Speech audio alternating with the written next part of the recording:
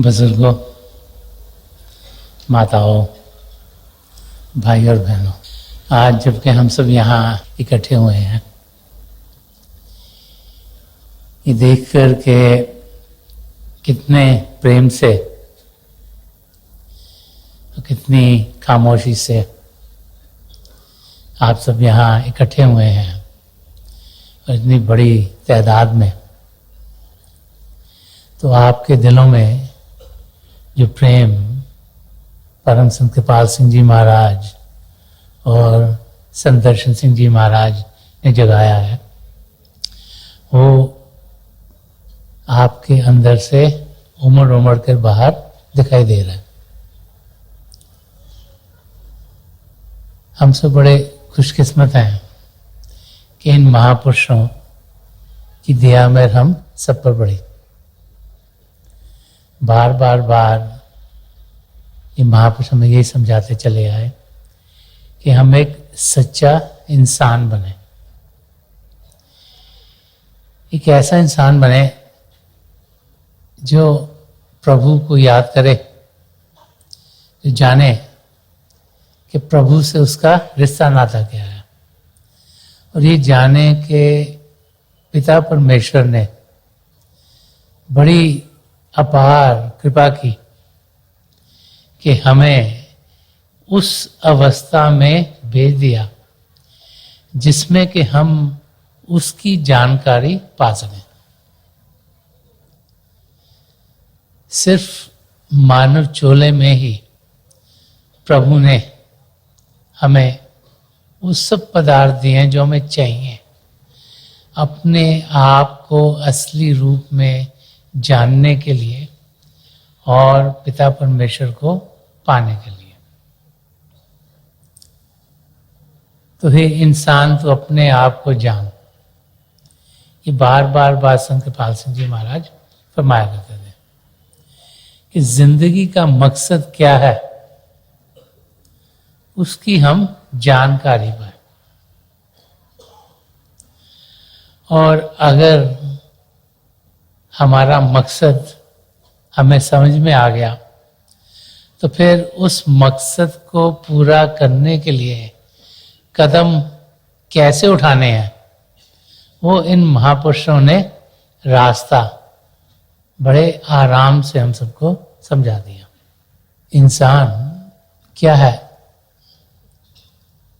उसकी सही समझ जब हमें आ जाती है तो फिर हम देखते हैं कि जिंदगी हरी भरी हो जाती है, चारों तरफ खुशी ही खुशी और आनंद की जिंदगी हम जीना शुरू कर देते हैं। ऐसी जिंदगी हम सब जी सकते हैं, ये भी बार ये महापुरुष समझाते चले आए हैं।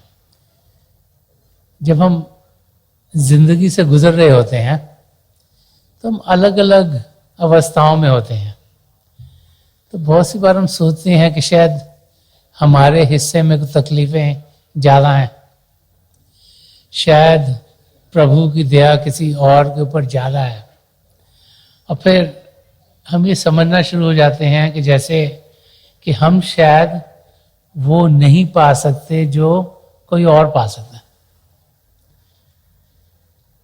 लेकिन महापुरुष जब भी इस धरती पर आए हैं वो बार यही समझाते चले आए हैं, जैसे संत कृपाल सिंह जी महाराज फरमाते थे कि what one man can do so can another, कि जो एक इंसान कर सकता है वो दूसरा भी कर सकता है। तो पिता परमेश्वर को जानना, उनको पहचानना, अपने आप को उनमें लीन करना, ये हम में से हर एक इंसान कर सकता है, क्योंकि हर एक इंसान में जो विवेक है, जो हमें समझाता है कि सच क्या है और झूठ क्या है, वो प्रभु ने दे दिया।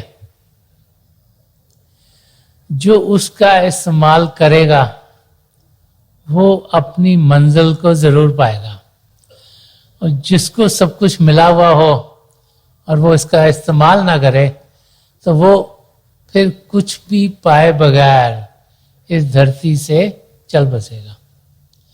तो बार बार बार महापुरुष से समझाते हैं कि जो प्रभु ने देन दी उनकी ओर हम ध्यान दें। संत दर्शन सिंह जी महाराज ने एक जगह फरमाया कि नफस नफस मुझे लाजिम है शुक्र का सजदा, कि नफस नफस मुझे लाजिम है शुक्र का सजदा, कि मेरे दोस्त का ऐसा है जिंदगी मेरी। कहते हर सांस में मैं पिता परमेश्वर का शुक्रिया अदा करता हूं कि उनका एहसान है कि मुझे ये मानव चोला मिला, नहीं तो आत्मा 84 लाख जिया जून में कहीं भी भड़क सकती थी और किसी योनि में ये ताकत नहीं दी गई अपने आप को जानने की और पिता परमेश्वर को पाने की। सिर्फ मानव चोले में ही हम कौन है, हम कहां से आए, हमारा प्रभु से रिश्ता नाता क्या है और मौत के बाद हमने कहां जाना है, इसकी जानकारी हम पा सकते हैं। और किसी चोले में वो ताकत प्रभु ने दी नहीं, इसीलिए इस चोले में आने का बहुत बड़ा महत्व है। तो सद्गुणों को अपनी जिंदगी में ढालने के लिए प्रेम का अनुभव होना जरूरी है। तो प्रेम है क्या, इसको सीखें कहां से, इसको पाएं कहां से। किसी किताब को पढ़कर अगर प्रेम करना आ जाए तो हजारों किताबों प्रेम के ऊपर लिखी गई हैं, लेकिन पढ़कर कोई प्रेम कर नहीं सकता। अगर पानी के ऊपर किताब लिखी हो 500 पेज की और उसमें सबको बताया हो कि पानी कैसे बनता है, बर्फ पिघलती है तो पानी होता है, बारिश होती है तो पानी होता है, और साइंटिफिक टर्म में 2 एलिमेंट्स हाइड्रोजन के हों, एक ऑक्सीजन के हों, H2O, जब ये जुड़ते हैं तो पानी बनता है, और गर्म होता है तो वेपर्स बन जाते हैं, और ऊपर जब बादल बनते हैं हवा आती है कहीं और जाते हैं, तो यहाँ का पानी ऊपर गया, बादल बना, किसी पहाड़ से टकराया, बारिश हो गई, इधर का पानी उधर। इसके ऊपर किताबें ही किताबें लिखी जा सकती हैं, लेकिन जिस इंसान को प्यास लगी हो, अगर वो किताब के 500 सफ़े पढ़ लेगा, पेजेस पढ़ लेगा, उसकी प्यास कभी बुझेगी नहीं। तो प्यास बुझेगी कैसे, पानी को पीकर। इसी तरीके से जो प्रभु का प्रेम है, जिसका अनुभव हम सब कर सकते हैं, उस प्रेम की जानकारी महापुरुष अपने लफ्जों में बार बार हमें दे गए हैं। प्रेम कैसे करना है, जिंदगी को सही मायनों में समझना कैसे है, वो इस शब्द के जरिए हमें समझा रहे हैं। और इस दुनिया को जिसको हम असली समझ बैठे हैं, महापुरुष हमें समझाते हैं कि ये माया की दुनिया है, ये असलियत से बहुत दूर है। जैसे जब सूर्य निकलता है तो सूर्य की इतनी रोशनी होती है कि पूरी धरती एक ही सूर्य से जगमग जगमग हो जाती है। इतनी उसकी रोशनी होती है कि उसमें हम आंख उठा के देख नहीं पाते, इतनी रोशनी वहां से आ रही है। लेकिन अगर उसी सूर्य का अक्ष एक पौंड में हो, एक तालाब में हो, तो सूर्य वहां वैसे ही दिखता है, लेकिन उसमें ना उतनी रोशनी है ना गर्माइश है, उसको आप देख सकते हो। अगर वहां से अक्ष अगर जाके किसी दीवार पे पड़ता है तो वो दिखता वैसे ही है, लेकिन ना उसमें गर्माइश है, ना ही उसमें कोई ताकत है, ना ही रोशनी है। अब जिस दुनिया में हम जी रहे हैं ये असलियत से बहुत दूर है। हमारी धरती, ये आसमां, ये सितारे, ये चंद्रमा, ये सूर्य, ये इस गैलेक्सी में है। अभी तो साइंस बता रही है बहुत सी गैलेक्सीज हैं, ये तो सिर्फ एक ही है। और फिर ये सब तो जो इसे पिंड का देश है, फिजिकल रीजन कहा जाता है, उसमें है। उसके आगे अंड का देश है, जिसके आगे ब्रह्मांड का देश है, जिसके आगे पार ब्रह्म का देश है, जिसके आगे सचखंड का देश है। तो सच्चाई सच खंड में है, उसका अंश, उसकी रिफ्लेक्शन पार ब्रह्म में मिलती है, तो उससे कम हो गई। पार ब्रह्म की रिफ्लेक्शन ब्रह्मांड में मिलती है और कम, ब्रह्मांड की रिफ्लेक्शन अंड में मिलती है और कम, अंड की रिफ्लेक्शन पिंड में मिलती है और कम। तो जो यहां मिल रहा है वो कई गुना कम है असलियत से, और इसको अगर हम असलियत समझ बैठेंगे तो जो असली है वहां तक हम कभी पहुंचेंगे नहीं। वहां पर पहुंचने के लिए प्रभु का प्रेम चाहिए, क्योंकि प्रभु का प्रेम क्या करता है कि हम जो कि द्वैत की जिंदगी जी रहे हैं, ड्युअलिटी में जी रहे हैं, हम सब अपने आप को औरों से अलग समझते हैं। शीशे में अपनी शक्ल देखते हैं तो वो शक्ल हमें औरों से अलग लगती है, हम कहते हैं हाँ ये तो मैं हूं, वो कोई और है। चाहे हमारे माँ बाप हों, चाहे बाल बच्चे हों, चाहे पति पत्नी हो, चाहे कोई, हम सोचते हैं हमारे से अलग है। और क्योंकि हम अपने आप को हर एक से अलग समझते हैं तो हमारे अंदर जो हमें है, जो ईगो है, वो हमें अपने आप को सबसे बेहतर समझाना शुरू कर देती है। हर एक इंसान सोचता है कि मेरी समझ सबसे ज्यादा है, जो मैं कहता हूं वो करो। और जब हर एक सोचता है, ये पहला इंसान कहता है मेरे को बहुत आता है, दूसरा कहता है मेरे को बहुत आता है, तो टकराव, टेंशन, स्ट्रेस इसी करके होती है कि हर एक के ख्यालात अलग अलग और कोई किसी और की सुनने को तैयार नहीं है, क्योंकि अंदर से वो समझता है कि मेरे को बहुत कुछ आता है,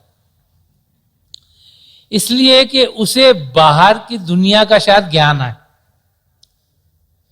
हमें जब जितना जितना ज्ञान इस दुनिया का बढ़ता चला जाता है, उतना उतना हम समझते हैं कि हम और इंटेलिजेंट हो रहे हैं, और इंटेलिजेंट हो रहे हैं।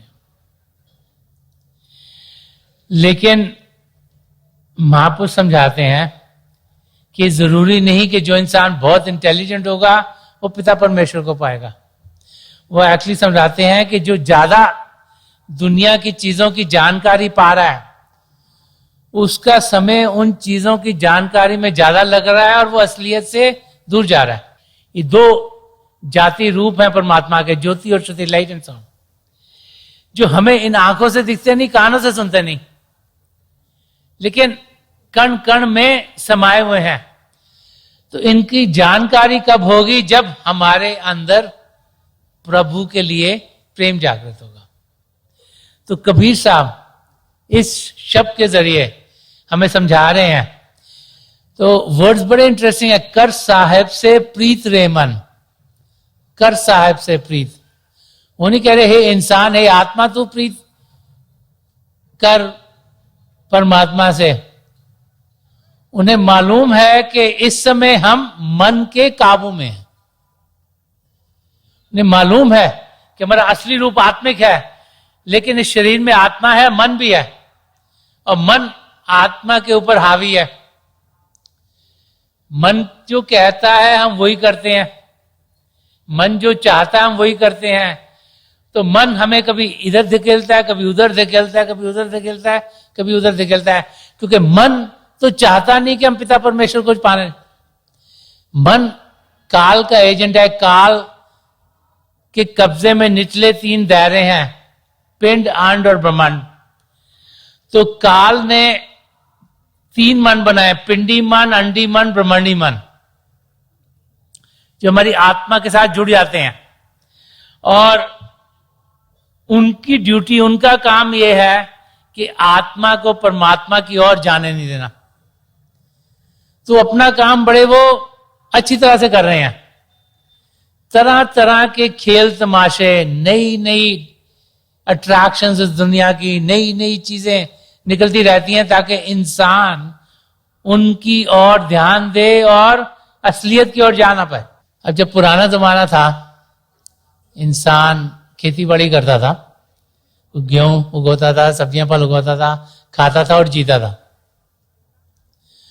उसको वो काम करने के लिए थोड़ा समय लगता था और उसके पास और समय होता था अपने आप के बारे में कुछ ज्ञान पाने के लिए।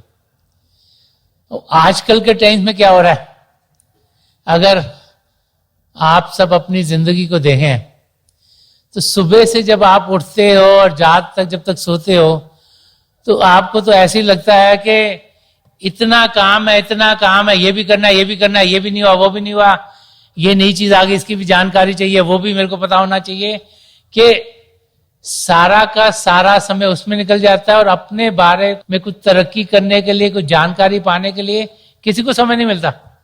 हम सोचते हैं कि ये नई चीज आ गई, इसको भी हमें जानना है। हम सोचते हैं शायद इस नई गैजेट के बगैर हमारा काम नहीं चलेगा, ये भी खरीदनी है। तो उनको पाने के लिए काम भी ज्यादा करना पड़ता है, मेहनत भी ज्यादा करनी पड़ती है। और अगर देखे तो हमने किया क्या, कपड़े अच्छे खरीद लिए, मकान भी अच्छा ले लिया, घर में फर्नीचर भी अच्छा रख लिया, हो सकता है गाड़ी भी खरीद ली हो, और उन चीजों को पाने के लिए दिया क्या, समय, जो कि हमारा सबसे कीमती कैपिटल है। हम सबको प्रभु ने सांसें दी हैं, गिनती करके, सबको अलग अलग, जितनी प्रभु ने सोचा और उनको लगा कि इस इंसान को इतनी चाहिए, इतनी चाहिए, इतनी चाहिए, इतने में ये वापस आ सकता है अगर ये सही इंसान बनेगा। क्योंकि आत्मा पर कर्म जैसे जैसे उस लिहाज से हमें नंबर ऑफ ब्रेथ्स दी जाती हैं, सांसें दी जाती हैं। तो कोई 50 साल जीता है, कोई 60 साल जीता है, कोई 100 साल जीता है, क्योंकि प्रभु को मालूम है इतने समय में ये इंसान वापस आ सकता है। क्योंकि जो हमारा मन है उसने हमें दुनिया की चीजों में जकड़ दिया। क्योंकि मन सबसे ज्यादा खराबी करता है हमारी जिंदगी में, इसलिए कबीर साहब मन को संबोधित कर रहे हैं। उन्हें पता है कि अगर मन की समझ आ गई कि यहां जहां हम जी रहे हैं ये उसका घर नहीं, और मन को यह समझ हो जाए उसका घर ब्रह्मांड में है, तो वो भी वहां जाने की कोशिश करेगा। जो मन है वो बड़ा रेपिटेटिव है, कोई काम उसको दो बार बार बार वही करता रहेगा। आदत जैसी डाल दोगे, आदत डालोगे कि सुबह होके ब्रश करना है तो सुबह होके आप ब्रश करोगे, रात डालोगे कि शाम को भी ब्रश करना है तो दोनों बार ही करोगे। तो जिस किस्म की आदत आप डालोगे मन को, वो बार बार बार वही चीजें करेगा। अगर उसको समझ में आ जाए कि मेरा ये घर नहीं, मैं यहां क्यों जुड़ता जा रहा हूं, मैं भी यहां से वापस अपने निज धाम जाऊं, तो फिर वो आत्मा को मददगार होगा। कि उसे मालूम है कि आत्मा अंदर की दुनिया में उड़ान कर सकती है, और उस यात्रा पर हम सब जा सकते हैं। वो यात्रा प्रेम की यात्रा है।